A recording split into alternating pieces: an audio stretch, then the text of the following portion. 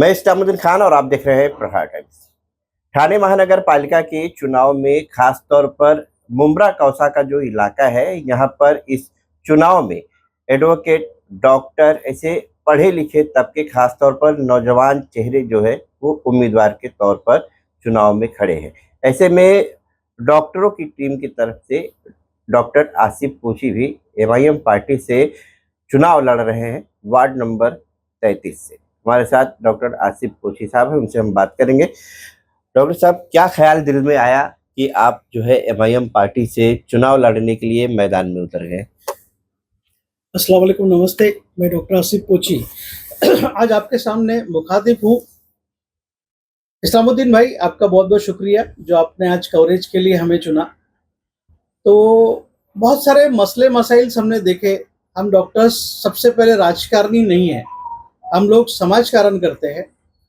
समाज में जितने भी ग्राउंड लेवल के वर्क्स है, ये हमको भली भांति हम जानते हैं। इसी समाजकारण को देखते हुए और मुमरा के हालात को देखते हुए हमने ये सोचा कि क्यों ना इस कीचड़ को साफ करने के लिए हम भी कीचड़ में उतरे, क्योंकि बहुत सारे मसाइल हम लोग रोज़मर्रा में देखते हैं, पेशेंट्स की तकलीफ़ें सुनते हैं।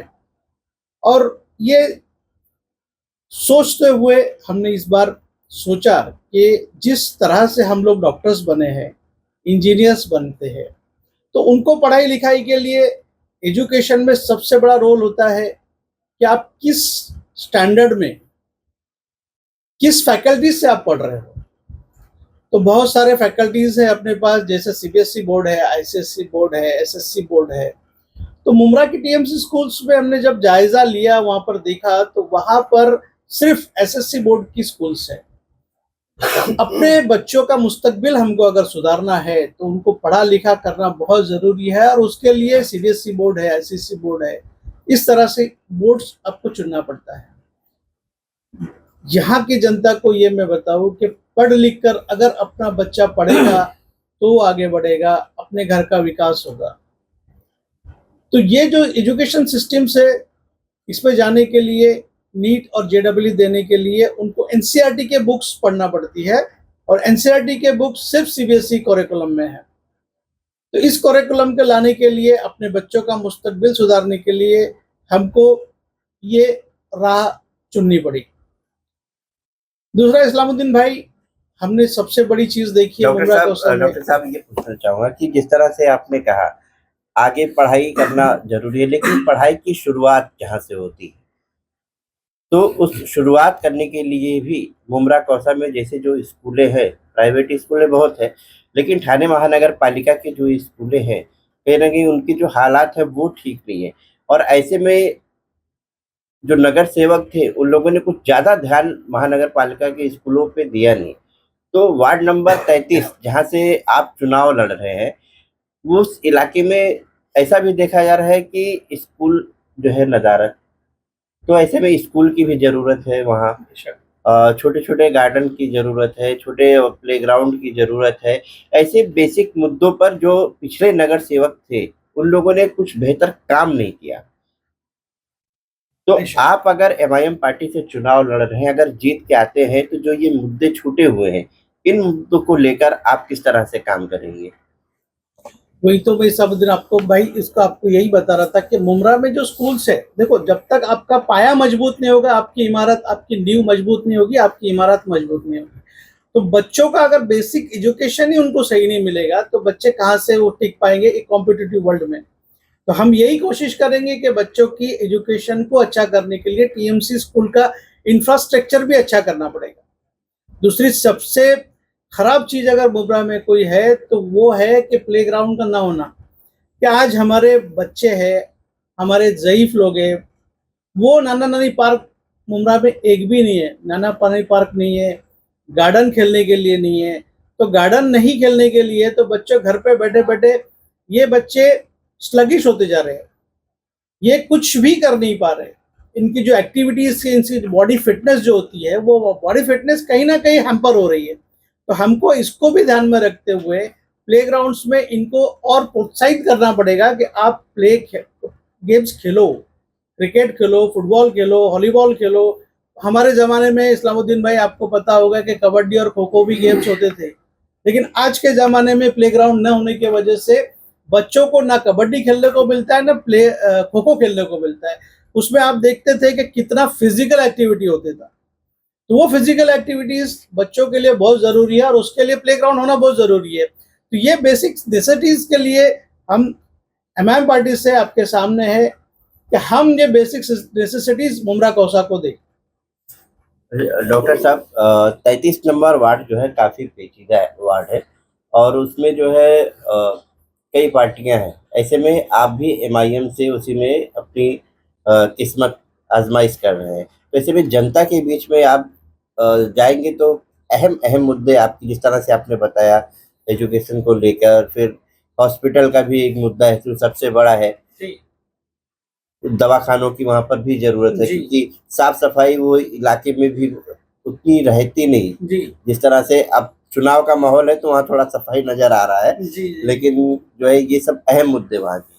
इस्लामुद्दीन भाई, मैं अभी पैदल मार्च कर रहा हूँ, मैं वार्ड के दौरे कर रहा हूँ, तो मुझे बहुत अफसोस के साथ ये कहना पड़ता है कि चर्रीपाड़ा में एक पानी का नाला है जो से रेन वाटर्स गुजरता है। वो नाला आज ये कंडीशन है कि वो लबालब भरा हुआ है कचरे से। यानी पिछले 5 साल में मैं नहीं समझता हूँ कि वो नाला कभी साफ हुआ है। उसके अतराफ में जितने भी घर है बेचारे, उन्होंने कड़प्पा लगाया है तकरीबन 3-3 फीट अपने घरों पर। दूसरा, पाकीज़गी आधा ईमान है। हमारे मुस्लिम्स में बोला जाता है कि पाकीज़गी आधा ईमान है, लेकिन जहां जहां भी मैं जा रहा हूं वहां कचरों के अम्बारे पड़े हैं, नालियों का पानी रोड पे बह रहा है। अब जाके चरनीपाड़ा का सर्वे करिए भाई, चरनीपाड़ा में देखिए कि नालियां, पूरी नाली का पानी पूरा रोड पे भरा है। राइट फ्रॉम हमारे स्मशान है चरनीपाड़ा का, वहां से लगा के अगर आप हिल्टन बेकरी तक आते हो तो पूरा के पूरा रोड पे पानी भरा है। उसके बाद सबसे बड़ा मसला अपने यहाँ है तो आसिफ वो भाई एमआईएम के ही नगर सेवक थे वहाँ पर, शाह आलम। इस चुनाव में उनका ऐसा कहना था कि जो है पैनल मजबूत नहीं बन पा रहा है और वो दूसरे पार्टी से उसी पैनल में लड़ रहे हैं, और आप एंट्री मारे, पैरासूट लेकर एमआईएम में उतरे और उसी पैनल से जो है चुनाव लड़ रहे हैं।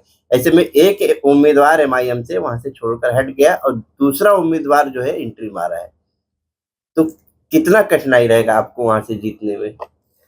इस्लामुद्दीन भाई, मैं रशीद कंपाउंड और चरनीपाड़ा की जनता का बहुत बहुत शुक्रगुजार हूँ जिन्होंने लास्ट इलेक्शन में वहां से एक कॉरपोरेटर चुना था, लेकिन उन्होंने कभी वहां पे तवज्जो नहीं दी।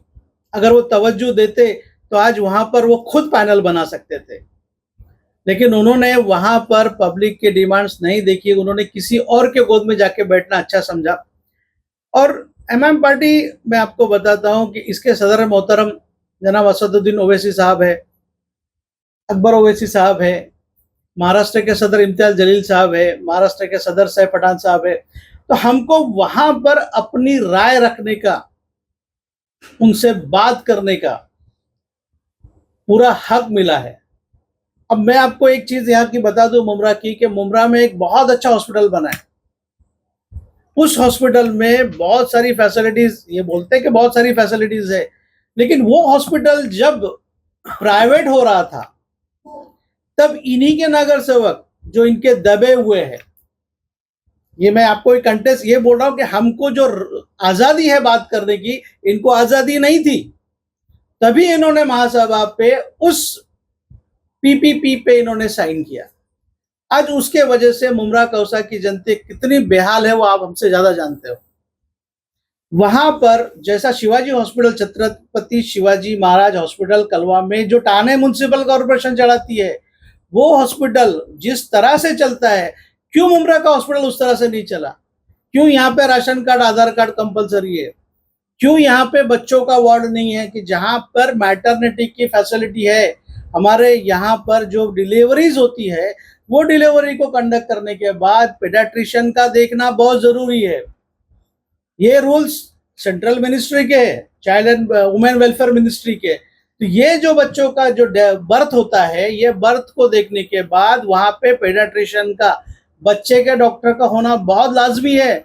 हमारे पास वो फैसिलिटी नहीं है, वहाँ पे कोई बच्चे का डॉक्टर बच्चों को पैदा होने के बाद नहीं देखता है। तीसरा सबसे बड़ा ड्रॉबैक है कि वहाँ पे रिपोर्ट्स ही नहीं मिलती है।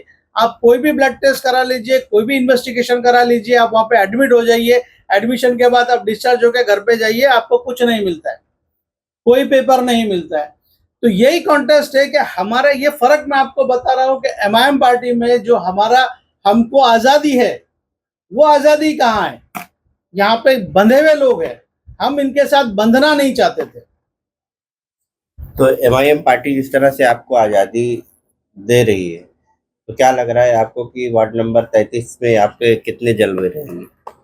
अल्हम्दुलिल्लाह, अगर मैं यहाँ से एमआईएम पार्टी से, अगर मेरी पब्लिक ये समझती है, ये चाहती है कि एक पढ़ा लिखा डॉक्टर अगर आपका प्रतिनिधित्व कर सकता है, तो मैं रिक्वेस्ट यही करूंगा कि आप मुझे एक मौका दें, ताकि आपके जो मूलभूत जो बेसिक प्रॉब्लम्स है, जैसे हमारे पास ट्रैफिक का मसला है, हमारे पास हॉकर का मसला है, हमारे पास कचरे का मसला है, नाला सफाई का मसला है, उसके बाद पानी का सबसे बड़ा मसला जो है वो पानी का है। आज भी अगर इस्लामुद्दीन भाई आप इंटीरियर में जाकर देखोगे तो हमारी जितनी भी पानी के लाइन से, ये पानी की लाइन सब गटर से जाती है। जितने भी मुमरा के गटर से वहां देखो पानी की लाइन जाती है, और जितनी बीमारियां होती है ये पानी से होती है। दो तरीके से बीमारी होती है, एक वाटर बॉर्न डिसीज होता है और एक एयर बॉर्न डिसीज होता है। तो अगर नाला सफाई तुम्हारी नहीं होगी और नाले का पानी तुम्हारे पानी पीने के जाएगा, उससे आपको जो पानी से बीमारियां होती है, जैसे टाइफाइड, जॉन्डिस, ये बीमारियां पानी से होती है। दूसरा सबसे बड़ा है एयरबॉर्न डिसीज, जो हवा से होता है। अब कचरा गंदगी अगर साफ नहीं होगा तो उसमें जो जीरासीम पनपेंगे। सबसे बड़ा मसला है ट्यूबरकुलोसिस का, टीबी का, जो मुमरा कौसा में टीबी में बोलता हूं कि टीबी बहुत ज्यादा है। तो ये टीबी के मसले जो भी है, ये मसले उसी वजह से है क्योंकि साफ सफाई नहीं हो रही है। यहाँ मुमरा कचरे में है कि कचरा मुमरा में, वो समझ में नहीं आता है। तीसरी और एक इम्पोर्टेंट चीज है कि अपने यहाँ पर अपना दवाखाना करके एक कंसेप्ट लॉन्च हुआ था, जिसपे फ्री मेडिसिन मिलती थी गरीबों को। अभी भी है, खुली है कई जगह आज पर, वो लेकिन अपना कभी दवाखाना बंद रहता है, कभी खुला पूरी रहता तरह है। से, इस्लामुद्दीन है, अपना दवाखाना पूरी तरह से बंद हो चुका है। उसका गवर्नमेंट के पास फंड नहीं है। गवर्नमेंट ने अपना दवाखाना पूरी तरह से बंद कर दिया। जिस तरह से दिल्ली में मोहल्ला क्लिनिक्स होते थे, मुमरा में एक भी मोहल्ला क्लिनिक नहीं है।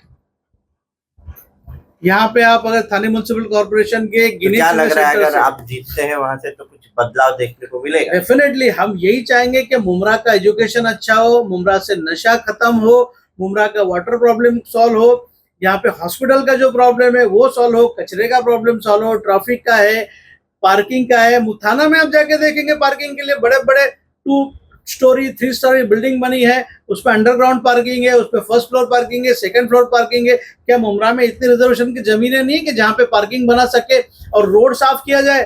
खुदा ना खास्ता अगर मुमरा कौसा की गलियों में अगर कोई प्रॉब्लम होता है तो फायर ब्रिगेड और एम्बुलेंस जाने के लिए रास्ता भी नहीं है। अगर रात के वक्त अगर खास तौर से आप देखते हो मुमरा की गलियों का, इलाके से कंजेस्टेड रास्ते हैं। रात में तो अक्सर आप देखोगे ना इस्लामुद्दीन भाई कि हर गली में पार्किंग पार्किंग पार्किंग है। तो अगर खुदा ना खास्ता रात में अगर कुछ इशू होता है, एम्बुलेंस का इशू होता है, फायर ब्रिगेड का इशू हो, तो कैसे पहुंचेंगे?